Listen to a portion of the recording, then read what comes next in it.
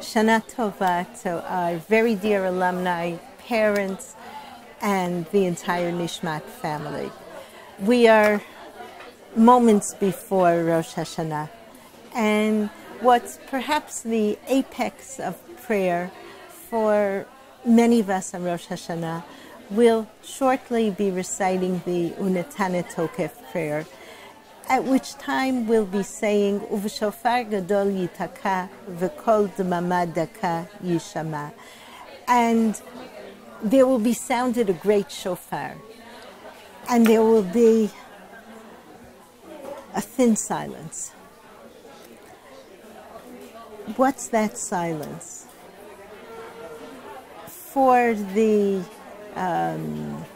composer of Unetane Tokef, that silence is the silence in the heavens. The angels who are assembled in order to witness the books being opened, the judgment taking place, each one of us going before the Almighty,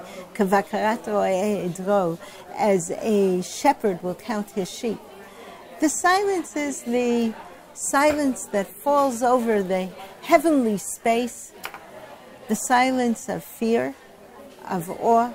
The judgment is about to begin. No voice can make itself heard. God is about to open the books. But I think there's another silence, the silence that takes place in the soul, at least in my soul, perhaps in yours as well. Modern life is life within a whirlwind. There's noise around us all of the time. Our lives are regulated by our diaries that tell us what we should be doing at any particular hour of the day. I often think of the difference between my life and my mother's life. My mother's life did not have downtime, but she had time. I perhaps might have downtime in my diary, but I don't have time. And I think that, for me at least, perhaps for you as well, what the shofar does is it silences that whirlwind. It silences all of the background noise. It's not that there's a silence in the room. We hear the shofar. But what do we hear when we hear the shofar? I think the shofar blast is so strong, not just in decibels, in emotional and spiritual decibels, that it silences the background, and we have a moment to think. We have kol dmama daka. We have one of those few moments in our lives when there's quiet. Rav Soloveitchik spoke about two kinds of tshuva. He spoke about tshuva on a specific sin, in which one feels a sense of remorse for what one has done. One accepts upon oneself for the future never to do it again. And then when the situation arises again, one fights the inclination to repeat that sin. And if we're successful, our tshuva is complete. It is tshuva for which there is complete atonement. But he says there's a better tshuva.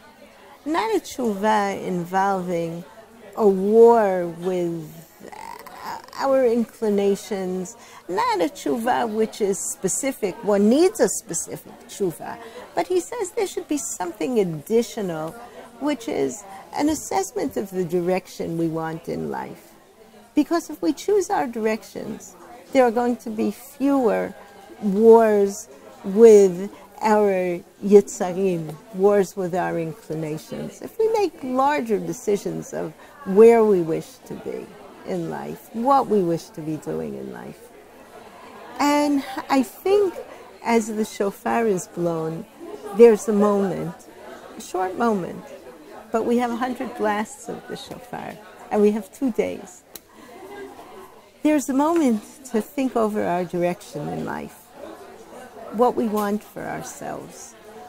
A moment in which We can get away from our diaries, those of us who have secretaries who are telling us, giving us our marching orders, and here's what we need to do during the day, in which we can think of our lives and what we wish to make of our lives, whom we wish to be.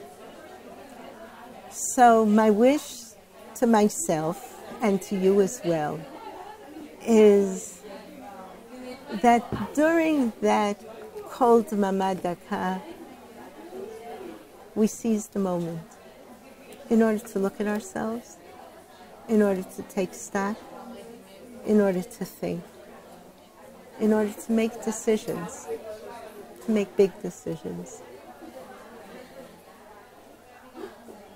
Shana Tova, may you, may we all, may all Israel be inscribed in the Book of Life.